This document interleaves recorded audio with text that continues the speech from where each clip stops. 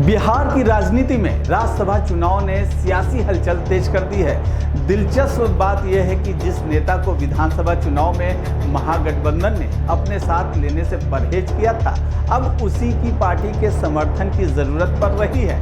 RJD ने तेजस्वी यादव के साथ सारे नेताओं का कहना है कि एएमआईएम के बिहार अध्यक्ष अख्तरुल इमाम से बातचीत कर उनका समर्थन लिया जाए, और हुआ भी यही। उन्होंने आग्रह किया है कि समर्थन करे राज्यसभा चुनाव में। अब फैसला पार्टी प्रमुख असदुद्दीन ओवैसी के हाथ में है। तो क्या बिहार के राज्यसभा चुनाव में ओवैसी किंग मेकर की भूमिका निभाने वाले हैं? क्या अख्तरुल इमाम का कहना है? देखिए हमारी रिपोर्ट।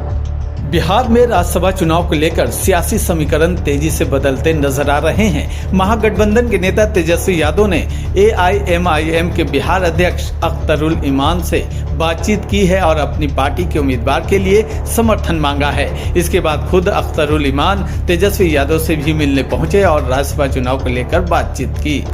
देखिए, बहुत ही सकारात्मक बैठक हुई है और आने वाला जो चुनाव है राज्यसभा का, हम लोग पूरी तरीके से निश्चिंत हैं और हम लोग जो है इस चुनाव को जीतेंगे। तो हम लोग सभी घटक दल के विधायकों को हम लोगों ने जो है बुलाया है और सब लोगों से बातचीत चल रही है। नंबर है तो हमारे ये तरीका है, तभी तो चुनाव लड़ रहे हैं। अख्तरुल इमाम ने खुद इस बात की पुष्टि की है कि उनकी तेजस्वी यादव से बातचीत हुई है। उन्होंने ये भी कहा कि राज्यसभा चुनाव को लेकर दोनों नेताओं के बीच आज विस्तार से चर्चा हुई है। पॉजिटिव बात हुई है कि जो लोग भी इस वक्त दलितों की, अक़लियतों की, शोषितों की, पीड़ितों की लड़ाई लड़ रहे हैं, देश के हित में, जनहित में, बिहार के हित में ऐसी ताकतों को मुत्तहिद होना चाहिए। इस मामले में पॉजिटिव गुफ्तगू हम लोगों की हुई है, लेकिन जाहिर है कि मैं बिहार का प्रभारी हूँ। बैरिस्टर जनाब असदुद्दीन ओवैसी साहब और हमारे एमएलए हजरात से हम लोग की मुलाकात होनी है, उसके बाद हम लोग आप लोगों से और बात करें। हालांकि एआईएमआईएम की ओर से साफ कर दिया गया है कि महागठबंधन को समर्थन देने या नहीं देने का अंतिम फैसला पार्टी के राष्ट्रीय अध्यक्ष असदुद्दीन ओवैसी ही करेंगे। दरअसल बिहार विधानसभा में एआईएमआईएम के 5 विधायक हैं और मौजूदा राजनीतिक गणित में उनका समर्थन काफी अहम माना जाता है। यही वजह है कि राज्यसभा चुनाव में ओवैसी की पार्टी की भूमिका अचानक महत्वपूर्ण हो गई है।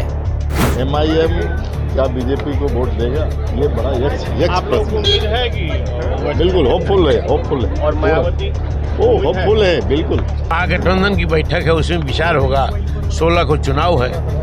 41 का आंकड़ा आप लोग छुएंगे? 41 का आंकड़ा मेरा है, उसे जयदे का है। हाँ।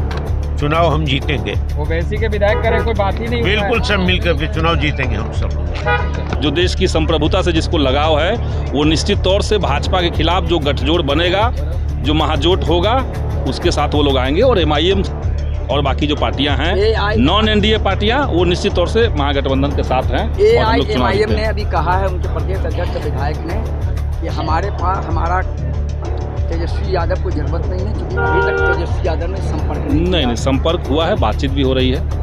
और किस नेता से बात हो रही है तो हम यहाँ नहीं कह सकते हैं, लेकिन बातचीत हो रही है।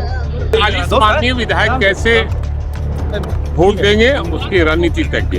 सर एआईएम के साथ ये सब हमारे साथ है, सब हम लोग हमारे all is well. Mahagathbandhan, India गठबंधन। बिहार से राज्यसभा की 5 सीटों के लिए इस बार 6 उम्मीदवार मैदान में हैं। इनमें से सत्तारूढ़ एनडीए के 5 और विपक्षी महागठबंधन का 1 उम्मीदवार शामिल है। इन 5 सीटों में से 2 सीटें फिलहाल राष्ट्रीय जनता दल के पास थी। ऐसे में अपने उम्मीदवार की जीत सुनिश्चित करने के लिए महागठबंधन को अतिरिक्त समर्थन की जरूरत पड़ सकती है। ऐसे में सवाल यह है कि क्या एआईएमआईएम महागठबंधन का साथ देगी या फिर बिहार की राजनीति में कोई नया समीकरण देखने को मिलेगा। फिलहाल सबकी नजर असदुद्दीन ओवैसी के फैसले पर टिकी हुई है।